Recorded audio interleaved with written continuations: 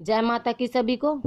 आज बात करेंगे कढ़ाई के ऊपर, कढ़ाई के विषय के ऊपर। कढ़ाई क्या होती है, क्यों दी जाती है, और अगर किसी दरबार से कोई कार्य बनने के बाद कढ़ाई ना दे तो उस व्यक्ति पर क्या प्रभाव पड़ता है।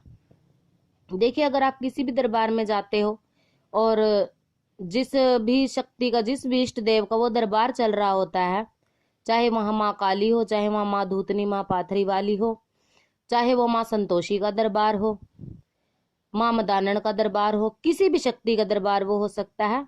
सभी शक्तियां एक है, क्योंकि जो 7 प्रकार की मसानी है, इनमें बड़ी माता काली माता है, उनकी जो 7 जोड़े में चलती हैं, धूतनी, ये पाथरी वाली, शीतला, मसानी, मदानन, ये बहुत सारी माताएं होती हैं जो 7 मसानियों के रूप में पूजी जाती है, और इन्हीं के तकरीबन तकरीबन दरबार लगते हैं।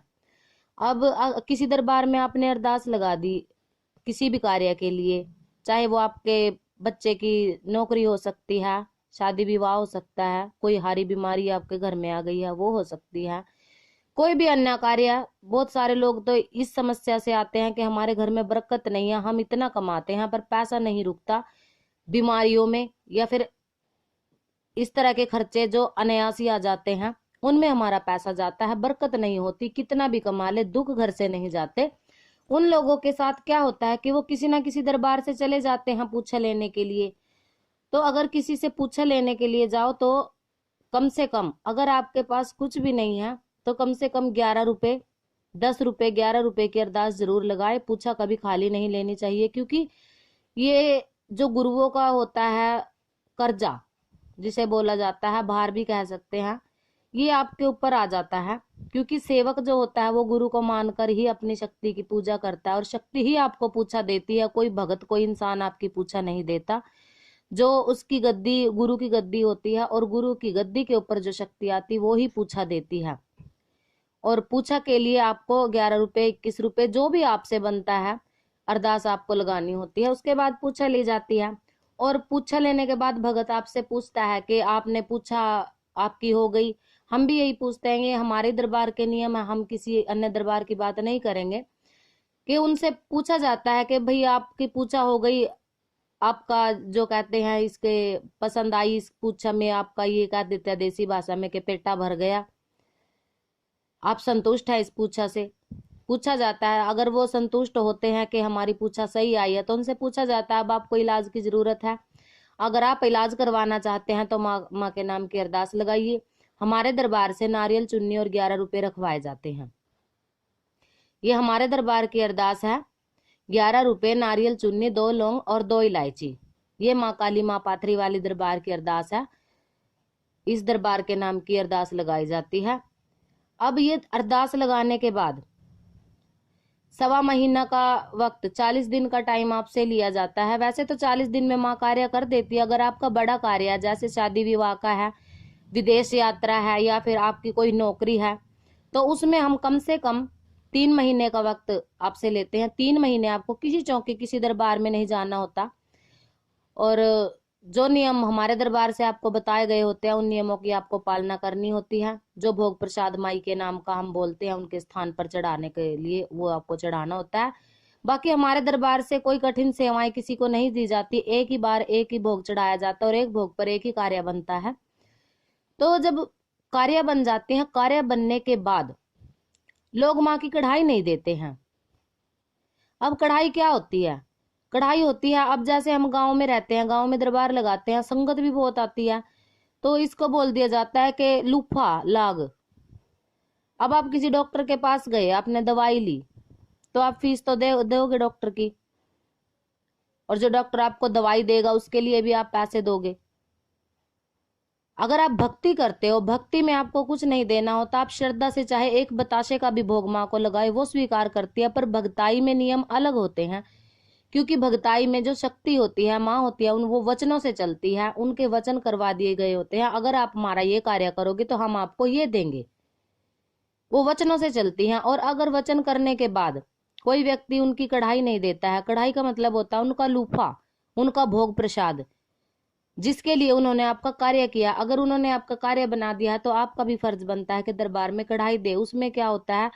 सूजी, देसी घी, चीनी, ड्राई फ्रूट होते हैं, और जो जैसे हम भगत हैं, एक जो चोला माई का और एक हमारा, जैसा भी आपसे बन पड़ता है, इसके लिए कोई मांग नहीं। लाल रंग के चोले चढ़ाए जाते हैं, माँ का 16 श्रृंगार। इससे ज्यादा दरबार में कढ़ाई नहीं ली जाती। और अगर आप दूर से हैं और ये इतना सामान, वैसे कढ़ाइयाँ चढ़ती रहती हैं दरबार में। अब इतना सामान, कई बार क्या होता है कि सूजी वगैरह, ड्राई फ्रूट्स वगैरह, रोज तो कढ़ाई कोई खा नहीं सकता, खराब हो जाता है। तो उसको खराब होने से बचाने के लिए सूखी कढ़ाई ली जाती है, और सूखी कढ़ाई में राशि ली जाती है कुछ, जैसे 1100 रुपये।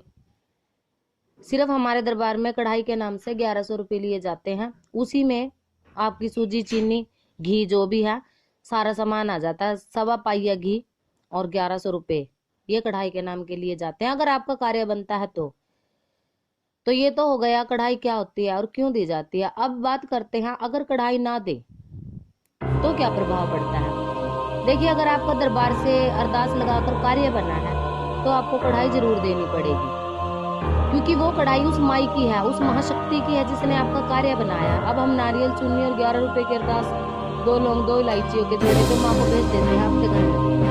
अब माँ का आपके घर में वास हो जाता है, और जो कार्य आप दरबार से करवाने आए हैं वो कार्य माँ को बोल के भेज दिया जाता है, हे माँ इनका ये कार्य करो, क्योंकि भगत की अरदास पर ही माँ आपके वो कार्य करती है। नहीं तो माँ के बहुत सारे मंदिर हैं, आप मंदिरों में जाइए, नाक रगड़िए, आपका कार्य बिल्कुल भी नहीं बनेगा। पर किसी भगत की चौकी से वो कार्य आपका 15 दिन, 20 दिन या 1.25 महीने में तो बन ही जाता है। इसका क्या कारण होता है कि जो भगत होता है ना, वो सुबह 4 बजे उठ के नहा धो करके अपने इष्ट की सेवा करता है सुबह शाम। अब जो सेवा करता है तो खुश होकर परमात्मा उसे अपनी शक्ति का अंश दे देता है, सवारी दे देता है। गुरु धारण करने के बाद वो ज्ञान प्राप्त करता है, और वो गुरु गद्दी ही होती है जो आपके कार्य बनाती है।